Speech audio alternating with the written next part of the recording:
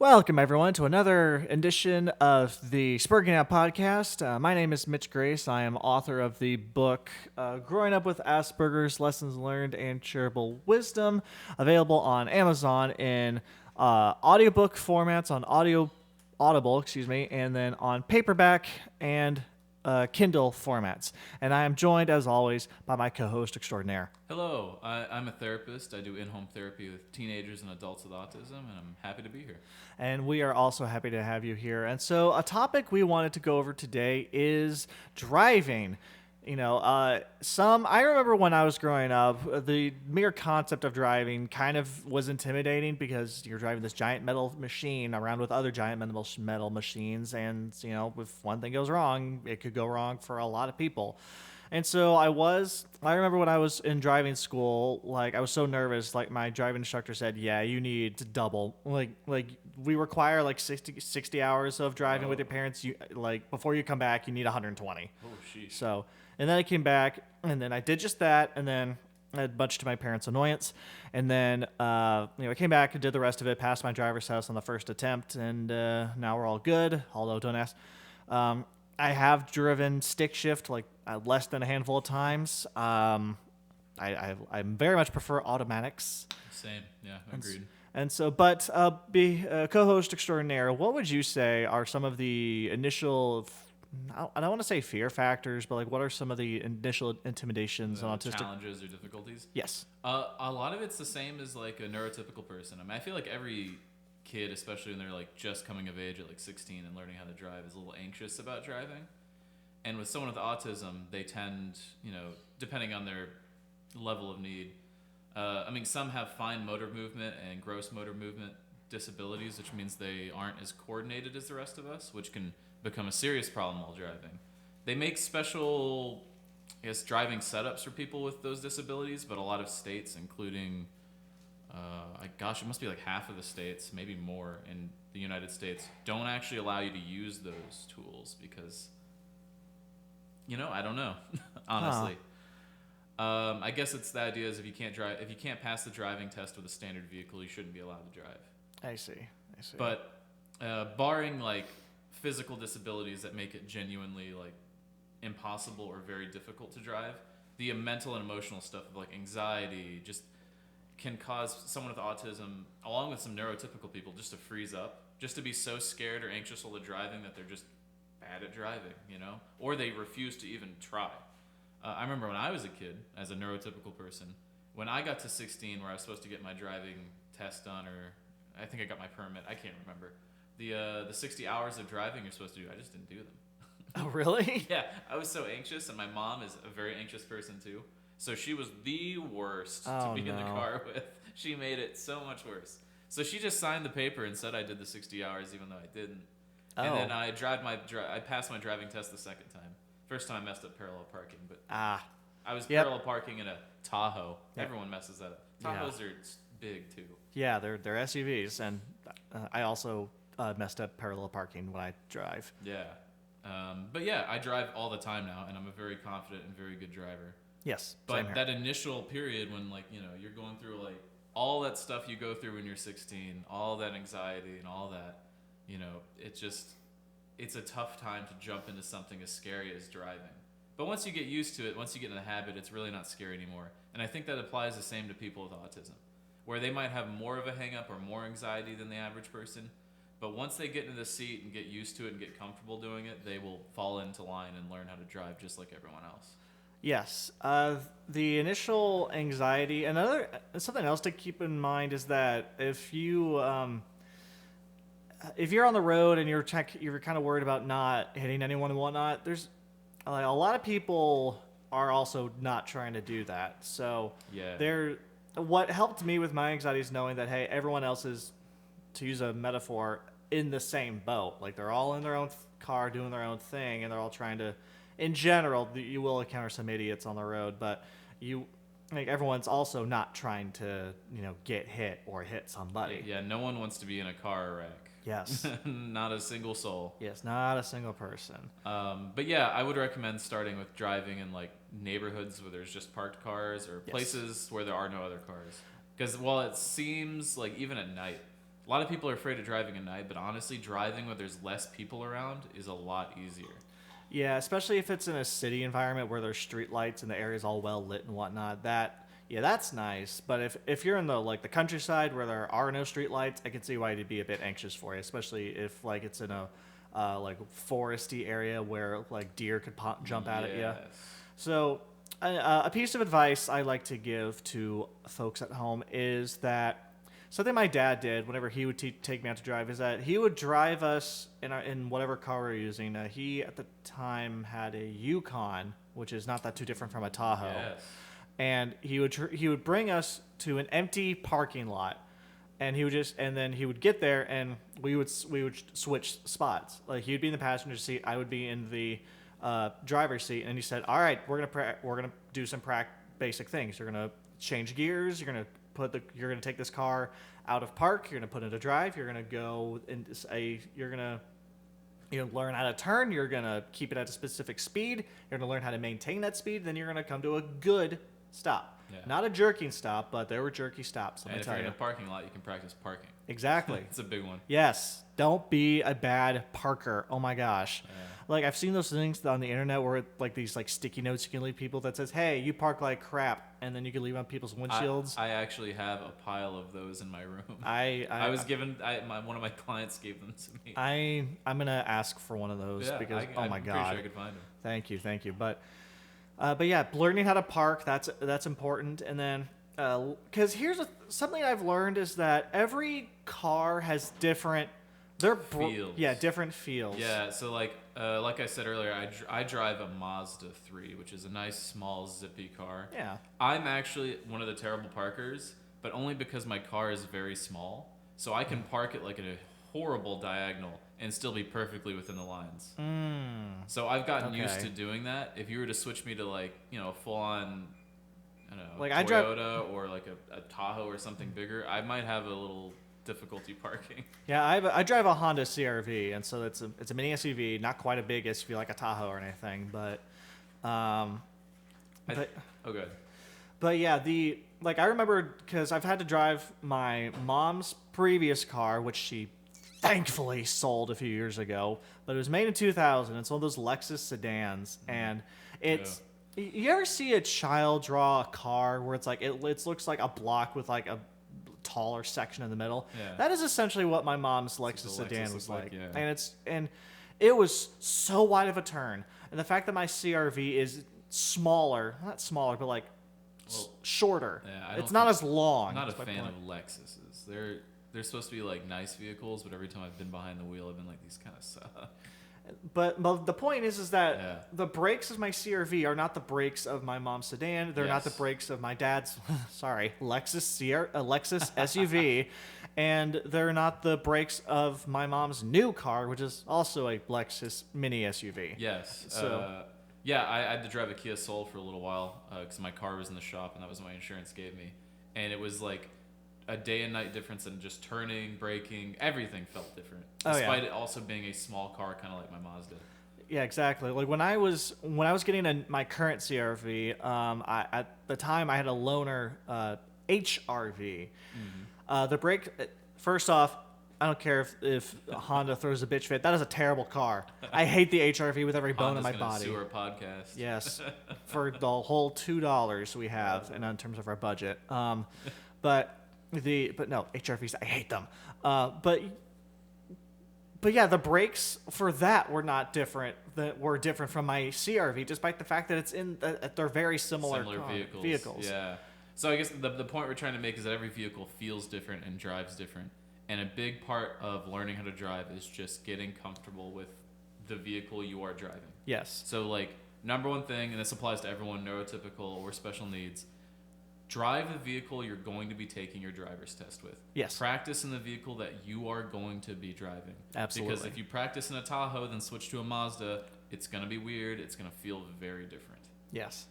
And really, the important thing is practice. Yes. And if you are really anxious about it, you can start in a parking lot and go slow. It's okay to go super slow. If you the first time you practice driving, even if you're just sitting in a not moving vehicle and just getting used to where everything is when you're driving, and like where you sit, where the steering wheel is, where the shifter is, all that. Do it. You know, there's no like, I don't know, plan. There's no plot. There's no speed you're supposed to go to learn driving. Yeah. So take it at your own pace. Make sure you're comfortable. It's better to take it slow to learn how to drive than, you know, be anxious while you're driving in like a public street. Yes. And then use your turn signals. Use them. If you drive a Ford F-150, there's this cool thing called a turn signal that you can use. I know you all never used them. Yes. Sorry. Also, know the rules of it. It's also good to be conscious of the rules of the road. Like if you're at a stoplight and you see a sign that says no turn on red, then don't turn when there's a red light, because in the U.S., I can't speak for England because last I checked they can't do this. But if you're at a red light and you want to turn right in the U.S., you can do that unless it says otherwise. If you're trying to make a U-turn at a stop light, make sure there isn't a sign that says, hey, no U-turn here, because a cop will pull you over because that's a blatant violation. And then also for you BMW drivers on there, there's this thing called a speed limit. I knew you were going to say that. Yes. If it says 40, go 40. If it says 30, go 30. And if it says 20 in a school zone, oh boy. Okay, yeah. If you're in a school zone, definitely go the speed limit. This is a true story. I was in the passenger seat of a friend of mine who went 35 in a 20 school zone. He got pulled over like lickety split, and it was a small suburban upper middle class town. So they fine you pretty heavily in school zones. Yeah, the this is just universal. This isn't like a city by city thing. No, this is pretty universal. Cops don't fuck around with school zones. Yeah. So make sure that if you are or not, or when you're leaving or entering a school zone, and when the yellow lights are flashing, because then hey, I probably shouldn't go 70 miles an hour right now. Yeah, I have almost a conflicting piece of advice. Oh, okay. So, depending on the state, the way that getting your driver's license work is there's a written exam that asks you like the rules of the road, like what does a stop sign mean, what does a green light mean, really basic stuff. Yeah. Learn that for the test, obviously, but don't worry too much about it, because a lot of the stuff on that test is hyper-specific that you will not run into in the real world, and when you do, a lot of times it'll be different. There's all these rules about stopping at red lights, at intersections, and who goes first. The main thing is just don't get hit by another car. Yeah.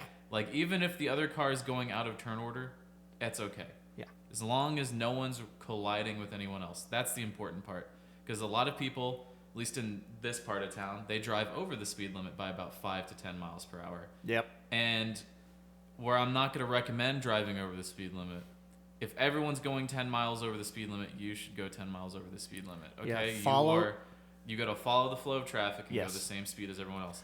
There are a lot of rules to driving, but sometimes they aren't actually helpful for keeping you safe. Yes, there are unwritten rules when it comes to driving, like following traffic. But if you absolutely want to just maintain the speed limit, get in the far right lane and just don't exit. Yeah. Just that we have those lanes for a reason. Like the far left-hand lane, at least in our state, the highways have several lanes each.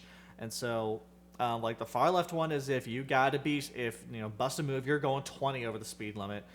And then the far right lane is that, hey, just, if you are going the speed limit or slower. Yeah. Yeah. And my main point is just like, there's a lot of rules, but you cannot be completely beholden to them. So don't get too hung up on what the rules are. Just make sure you're driving in a way that keeps you within your lines. Yes. And out of collisions. Yes. And signaling to everyone around you what you're doing before you do it. Exactly. All right? Like that's the most important thing. Even if it's somehow against whatever rule you've been taught, as long as it's safe, just make sure you're being safe. That's the most important thing. Exactly. And this goes to parents too. Like if your child has autism, they may be one of those people who get stuck up on rules, or they make everything into a hard rule. Yeah. There's no nuance or flexibility. You're gonna have to teach them that like this is the rule you're being taught, but when you're driving, the most important rule is do not get into a collision. Yeah. Do not hit something. That is number one. Everything else is secondary. Exactly. And then something else I wanted to bring up in this, and so like, all right, let's say you have your license, and let's say it's a full-on driver's license. Nice. Basic car maintenance. I think is also a good skill to learn on a very surface, even if it's a surface level. Like it's like, oh, my car is because my car year is 2017, so it has some fancy stuff in it, and it's one of the things. It's like, hey, I need an oil. The car will indicate saying, hey, I need an oil change. All right, I need to go to an oil change. And then there's tire pressure monitoring systems. Like, know what the lights on your dashboard are, what the tire pressure is, the check engine light, the need oil light, and know how to read your speedometer, know how to keep track of your miles. That way you can keep doing your maintenance schedule, like a oil change, or your filters need to be replaced, or your coolant needs replaced. Whatever it is that needs to happen, you need to keep track of that. Yeah, that's an important thing. Just make sure you know what all the symbols and lights and sounds that come from your vehicle are. If you are driving your car and it sounds different than normal, look into it, Google it, Yes. Find what's going on, because like that's the number one way. I drive an old 2010 Mazda, so it doesn't have all the fancy features that like tell me when an oil change is necessary. I just change it, every year or so. Depends on how much I drive, sometimes earlier. But it's really important to get used to how your car feels and how your car sounds. So if it ever feels different or sounds different, you will immediately know. Yes. Which, honestly, if you drive, to work every day or, to school every day, you'll get used to it. You'll know. The moment you turn your car on and you press like the ignition button or turn the key and it takes like a millisecond longer to start, your brain will know. Yes. Immediately. And if you ever think that, check it out. Take it in or Google it or just make sure something, everything's working right. When it comes to like car maintenance too, there's definitely a learning curve to like knowing when the tires need to be aired up or other small things. Like don't wait for the air warning to pop up on your dash. Check the tires before then. Yeah. Same with oil change. Look up how to, change your trans fluid. That's not too hard. Look up how to add wiper fluid. Just know when you open the hood of the car where everything is. Yeah. And all the stuff that a user is supposed to do, like trans fluid or wind wiper fluid, or gasoline, obviously, for fuel pumps. Mm-hmm. Know how to do that yourself. It'll save a lot of money in the long run, and that's not something you need to take it to a shop for. Oil changes, probably take it to a shop, but yeah. And then speaking of things you could do yourself, something that you should bare minimum know how to do yourself: how to change a spare tire. Oh yeah, that's the classic. No one knows how to do that. Yep. So until they need to know. Exactly. So, you just look on YouTube, tutorials on how to change a spare tire. It's not that tricky, but finding propping your car up on a jack, that way you can remove and put on the new tire safely. That, depending on the car, I can imagine can be a little tricky. Go ahead.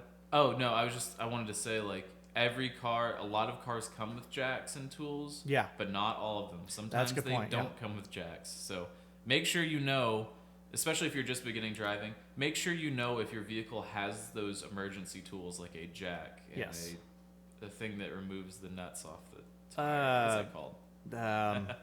The tire iron. I don't know. Yes, yeah. Tire iron. There's another term for it. I don't know. But yeah, make sure you have those things, or at least make sure you know if you don't have them. Because you don't want to be in the situation where you need them only to find out that actually your vehicle doesn't have them or didn't come with them. Exactly. It's a big deal. The stereotypical tire iron, which is like one lever looking thing that you hook onto the lug nut and then just kind of yank off. I would suggest getting the one where the tire iron is kind of looks like an X. Well, yeah, an X. A plus sign. And then it's much easier to use. And then so one time I was leaving a bachelor party and we were waiting because a spare tire needed to be put on. And so the owner of the Airbnb we were staying at was kind enough because he was right next door. He came over and he had this. It wasn't a manual jack. It was a jack where I think it was like a hydraulic powered jacks where he pulled it up, where he found the jack point, and then he just pressed a button, and the thing went whoop, and then the car went up lickety split. I'm like, holy moly, that's nice. Yeah. And I was thinking to myself, man, I should really get one of those. And then I told that to one of my friends, and my friend's like, yeah, A, those things are super fucking heavy, and B, super fucking expensive. So have at it. So yeah, I just have the standard lever jack, a sturdy one, so I'm not worried about it. But I also have an electric tire pressure pump. Okay. And that's come in handy many times, actually. With the amount of driving I do for my job, there have been many times where I'm like, oh, my tire is low on air, but I need to be here in like 10 minutes. I don't have time to go drive to a place to get air. So I just pull at the pump and hook it up, and it does the job for me. When you with clients, is there anything specific they're anxious about when it comes to driving or learning around cars? Is it like the noise? Yeah, I guess we got a bit off topic. We should probably go back to the beginning of just learning to drive. Yeah. So if there's a stimulus issue with like the sound of a vehicle or the feeling of the vehicle, that's a tough one to fix. You can't make a car quieter. You can't really make a car feel different. You could try changing a cover on the steering wheel or what's on the seats. You could play music that might help with the sound of the engine if that's an issue. Yeah. But those kind of stimuli responses, you really just have to get used to them. Because like, there's no way to drive a vehicle without it feeling like you're driving a car. It's inevitable. Yeah. They're like older cars are louder than newer cars. Like there's a common, like when you're car salesmen will often say, "Oh, this is such a quiet ride with newer vehicles," and it is true. Like I remember comparing my two CRVs. My older one was much louder than the new one I have, which is much quieter. But you're right; it still feels like I'm driving a car. And then older cars will have that vibrations. And mine does that. I kind of like it. Yeah, it's kind of it can be kind of soothing. I like feeling the road. Yeah, that too, feeling the road, and it also feeds back to your previous point about how, if you like go over a pothole, you're gonna feel it. Oh yeah. If you're on an uneven road, you're gonna feel it. If you're off road, you're gonna feel it. And then if you're on a smooth road, you might not notice it, but your brain did. So, yeah. But yeah, the stimuli. Do you want to expand on that a bit further? I mean, that's mostly it.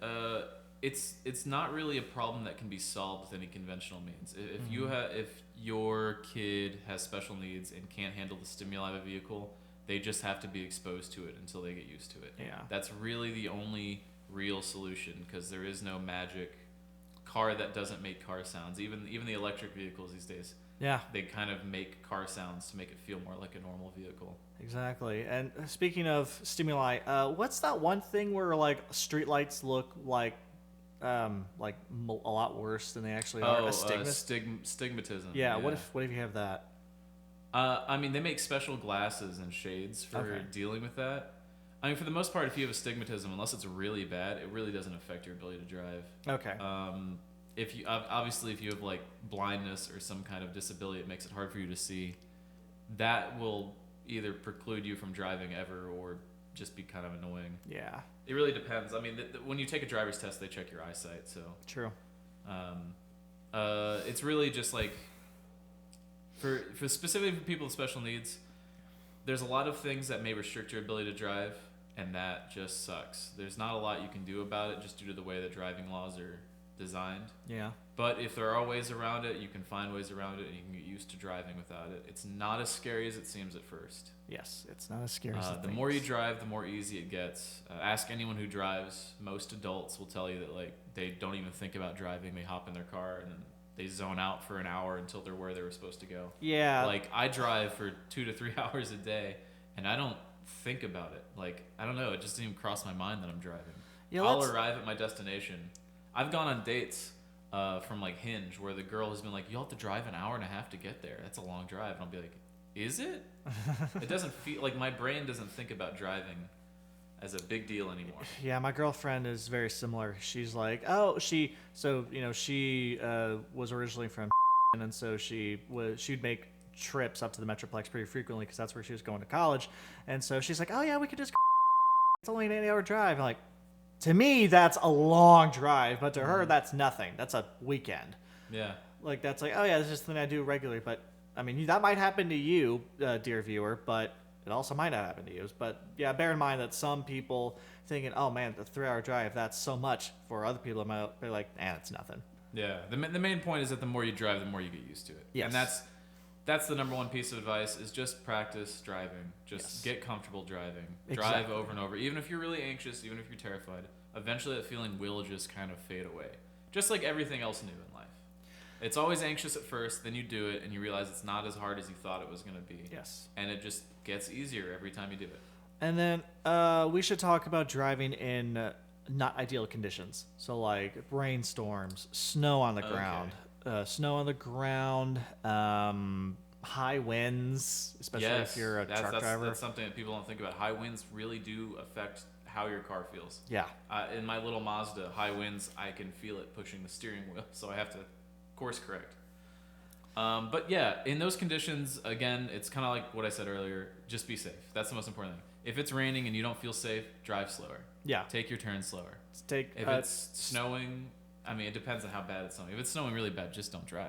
Yeah, but if you absolutely have to, if it's a trick, something I do is that like if there's a monsoon coming, what I've done in the past is that if it's like a monsoon coming down where like I can barely see, it's pouring down rain, and if I'm on the highway and I have a general idea of where I am, like in the cities we live in, I'm like, okay, I'm just gonna get off the highway and I'm gonna take the back roads because I know how to get back to my place from here. Or pull off to the side and just wait. That's an option too. I've seen people. I've never done that, but I can understand why. I've been in a couple rainstorms on the highway where I see people pull off to the side and just wait.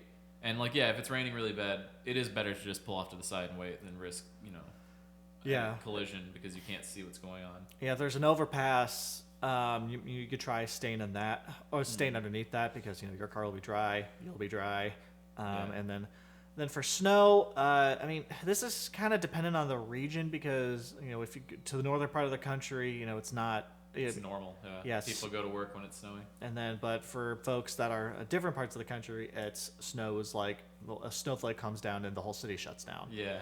So that's a different thing. So. But yeah, mostly for inclement weather is just it'll be scary at first. Yeah. For sure. Yeah. Just like normal driving, you'll get used to it. And if it's too scary or you feel like you're unsafe, just stop driving, pull over, or drive really slow and carefully. Yes. Again, the number one thing is just to make sure you're being safe. Exactly. There's no rush to get anywhere in a rainstorm. There's no rush to get anywhere during a snowstorm. Yes. I want to circle back to car maintenance for a bit because while knowing basic car maintenance is one thing, something else you should bear in mind is know when you're being conned by a mechanic. Because unfortunately, that is the case. Yeah. Because I went to because I already stated I have a Honda, so I've gone to the Honda dealership to get my car fixed a grand total of 4 times, and that's it. Because every single time I went there, they would lie to me. They'd say my car's out of alignment. Spoilers, it wasn't. They would say that, oh, you need this. One of your lights is out. It wasn't. So little shit like that just drives me up a wall. And so if you need to get your car replaced, make sure you Google and repair shops and look at the reviews. Always look at the reviews and read them. If you see a common complaint like, oh, they charged me an oil change, but I know I didn't need one. They say my car was out of alignment. It wasn't. Yeah, a good rule of thumb that I follow is that I only take my car in for a specific issue or thing, and I only get that thing done. Yeah. So if I go in for an oil change, all I'm doing is an oil filter or oil change. Yeah. If they tell me something else is wrong, I'll look it up later and handle it myself, but I'm not getting it fixed right then and there. Yeah. That's honestly a very good rule of thumb. Unless it's a catastrophic issue, like your transmission's failing or something super serious, don't do any extra maintenance to your vehicle while you're at the mechanic if they just found it.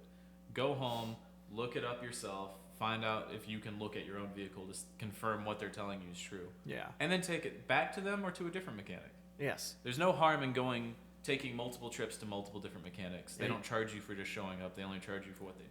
Yeah, you can. So don't let a mechanic talk you into a bunch of replacements and repairs that you're not sure you actually need. Yeah, you can get a second opinion if you're skeptical. The first time I took my Mazda in, I was told the transmission was damaged and I would need a new transmission, which is an extremely expensive repair.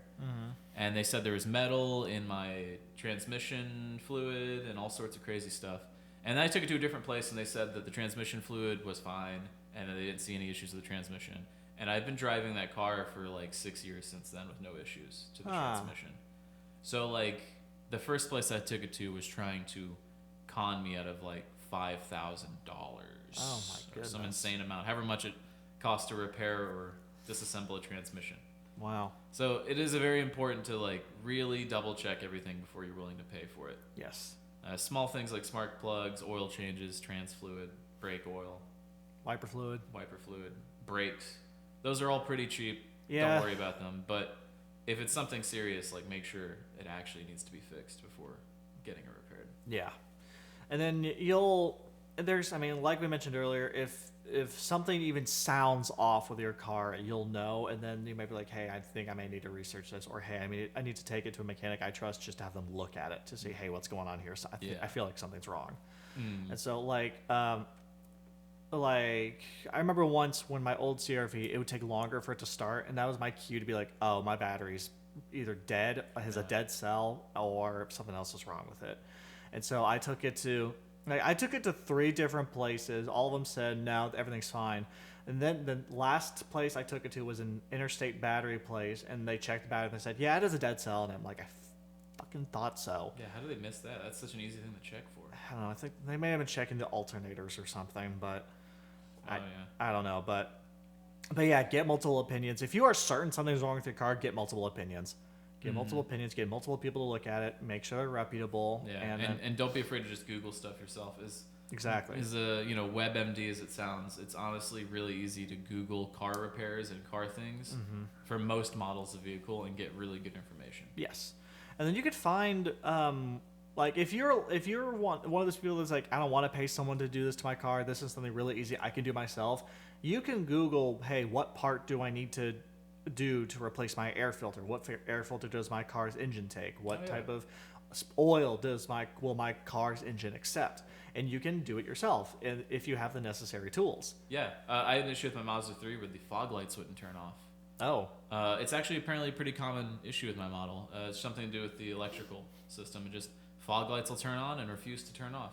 Oh. So I looked it up, and the repair was just to go into the the fuses and disconnect the fuse for the fog lights, because they're a separate fuse, and unless you really need fog lights, which, I mean, how often do you actually need fog lights? I don't think I've ever once turned on them, ever. Yeah. I just disconnected the fuse. That was my fix. I could have paid someone to go in and repair the actual electrical, which would cost like $1,000 probably. Yeah. Or I could unplug the fuse, which was free. Yeah. And I can plug the fuse back in whenever, and it causes no problems. Exactly. So sometimes there are a lot easier, cheaper fixes than full repairs. Yes. It depends on if your car's under warranty or if it's covered by anything else. But if you're the average person and you're buying a used vehicle, then that's probably, go for the cheaper solutions unless it's something serious like the alternator or the transmission. Yes. Or something's clogged in the engine. Yeah, something you can't fix. Yes. And then, do you want to talk about purchasing a vehicle? Yeah, that's actually a good idea. Like auto loans and stuff like that? Well, I'll be honest, I don't really know much about purchasing a brand new vehicle or auto loans. You might know more than me. But when it comes to buying used vehicle, it's always important to have someone look at the vehicle before you purchase it. Like a mechanic? Okay. Or someone you know personally who knows what they're talking about. Yeah. Do not buy a sight-unseen used vehicle without having someone inspect it to make sure it's not going to break in a week. Yeah. It's very important. As someone who bought their Mazda from another person, only to find out that the battery was dead and that the oil hadn't been changed and the transmission hadn't been changed. Oh my goodness. For years. And yeah, it was an interesting situation when I took it in and they told me about all this, and I was like, really? And then I checked, and yeah, the transmission fluid was old, the oil was old, and it's like, okay. Whoever sold this to me lied to me about getting all that stuff fixed up. Wow. But yeah. Oh wow. Always have someone check that out. Exactly. Even basic stuff like trans fluid, which anyone can check. Check it. Yes. Check out everything before you purchase a vehicle. They are an investment. Yes, they are an investment. The new cars can cost upwards of $30,000 to even $70,000 if you have some bucks to spend. And then, in terms of buying a car, research what car, brands are most reputable. Honda, Toyota, Mazda. Yes. Look up what car brands. What is that word I'm looking for? Brand. Okay, well, yeah. Make and model. Yes, look up what makes and models are the most reliable. And a great resource for this is the yearly consumer report. They will say which cars are the easiest to fix, what the cars are the most reliable in inclement conditions, for highway driving, for street driving, for work driving. The consumer report is great because these are genuine people saying, these are real people saying, hey, I really like this car. It's giving me very little problems, as opposed to these advertisements. And they usually advertise the mileage, how many miles the car's been driven, how old the car is, and how it's still driving good. Exactly. Like, and then instead, don't believe a single car commercial. Those, even if they list out all of the specs those are all the specs on paper. Once you actually drive it, it's different. So whenever you see someone that says, oh, this electric car has a 30,000 mile battery, no, it doesn't. No, it doesn't. I mean, I'm being hyperbolic with that number, but still. They do inflate those battery numbers. Yeah, don't trust the information that's given to you by a dealership or by someone trying to sell you the vehicle. Yes. They have a vested interest in you buying the vehicle. Yes. Focus on consumer reports. Also, push comes to shove, just buy a Toyota Corolla, right? Or just any Japanese. That's the default, cheap and reliable car. Yeah, I mean, then that and the stereotype is Japanese cars are reliable anyways. So, yeah, when I did consumer reports, Mazda and Toyota were 1 and 2, and that's why I got a Mazda 3. Yeah, Honda's in like the top 5. My Mazda 3 is 15 years old now, and it's still fantastic. Yep, they're reliable cars. And then, so I was gonna say something about. So if you're a parent buying your child their first vehicle, buy them something modest. Buy them a Toyota Corolla or a Mazda. Don't even honestly go for used. I mean, honestly, save your money. It is their first vehicle. Yep. They are going to not take good care of it. They're not going to drive it well. They won't hopefully they won't get into an accident. If you did your job, they won't get in an accident. Yes. But they're going to be lazy about the maintenance. Don't buy them something super fancy and expensive that you're going to regret spending all that money on. Yeah. Exactly. Don't get them a Camaro. Don't get them a Challenger. Don't get them a Charger. Don't get them a Bugatti. Unless you got more money. Unless you got money to waste and you want the warranty and the dealership coverage on it or something. Okay, let me just speak to that for a second, because dealerships, they are going to try to squeeze every penny they possibly can after you. I mean, there's this clip from the show King of the Hill where they're buying a new car and Hank Hill says, "Now, Bobby, look at the sticker price. Purchase it for that price and not a cent more." I'm paraphrasing, but that is the gist of the quote. Let me just rant about how true that statement needs to be, because have you had bad experiences with dealership coverage? In my experience, dealership coverage is actually pretty dope. They lie to you about the fees. Like, they will say that the state's fee for doing all this paperwork is $75, when in reality, no, it's $25. So that's a load of bullshit right off the if you're buying a car from a dealership and they try to attack you on with administration fees, just say you're not going to pay them, because at the end of the day, they will eat those fees to sell you the thousands of dollars a car they're giving you. Yes, and then if you have someone, this is what happened to me, and in hindsight, I wish I would have walked out when this happened. But if you have someone says, "Hey, I have to," if you go into it saying, "Hey, I just want the standard warranty, don't tell me about any of this other stuff," and then the guy says, "I have to tell you about the other warranties," walk out right fucking there, because here's the powerful thing. Here's the thing about buying a car.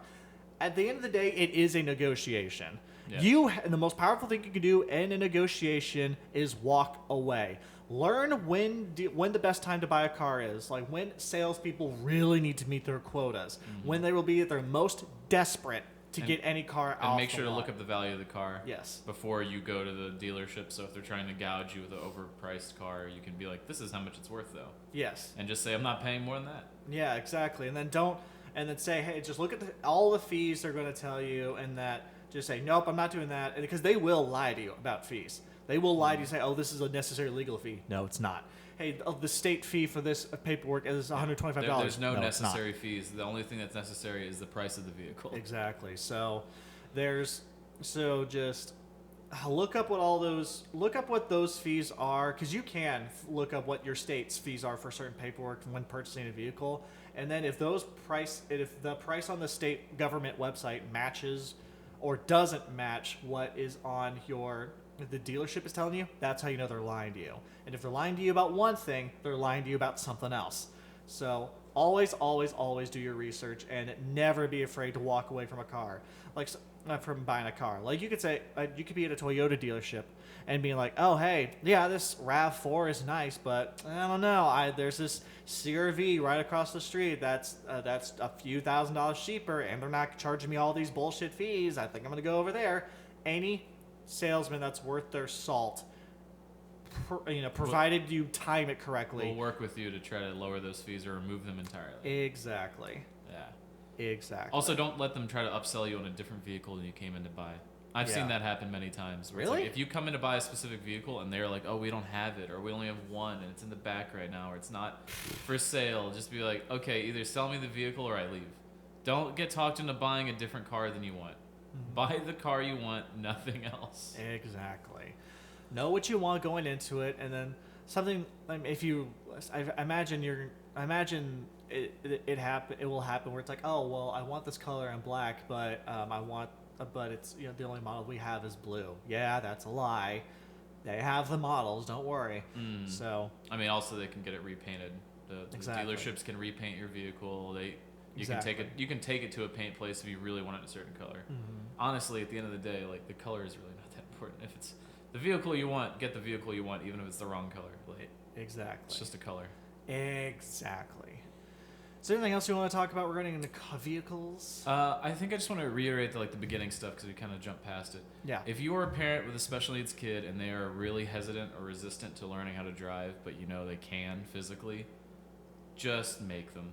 As awful as it sounds, a lot of the work I do with people with autism, because demand avoidance is a really common problem where they just refuse any demand that makes them even mildly anxious, is just to put pressure on them, to push their envelope, to get them out of their comfort zone. Because once you get out of that comfort zone, your comfort zone expands.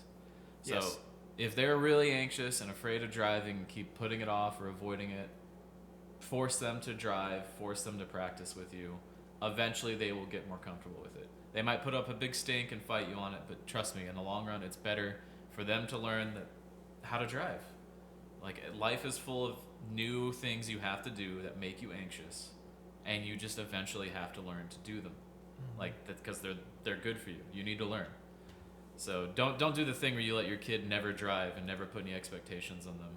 Yes. And then they become an adult who can't drive, which completely hampers their ability to get work, go anywhere, or do anything. Or as an adult that refuses to do so. Yeah. That's the worst. That is the absolute worst. But yeah, that's the main thing. And then if you're with your special needs or even neurotypical child and you're teaching them to drive, make sure you're not anxious. I know you're probably going to be a little anxious because your kid's driving. You can't let that show. Your anxiety will make them more anxious. You have to be confident. You have to be relaxed. Exactly. It can rub off on the person driving. Yeah, and understand if your child has special needs, it might take them longer to learn how to drive. Certain things that might seem obvious to you, like how to use a shifter, might take them longer, might be more difficult. So don't be afraid to explain things in a very explicit and obvious way. But they will learn. Yes. They will learn. Everyone can learn. Yes. Alrighty, and that will wrap it up here for this episode of the Sperging Out Podcast. My name is Mitch Grace. I am the author of the book Growing Up with Asperger's Lessons Learned and Shareable Wisdom on Amazon, Kindle, and audiobook formats right now. And I'm joined as always by my co-host extraordinaire. Thank you for having me. And we will see you in the next episode.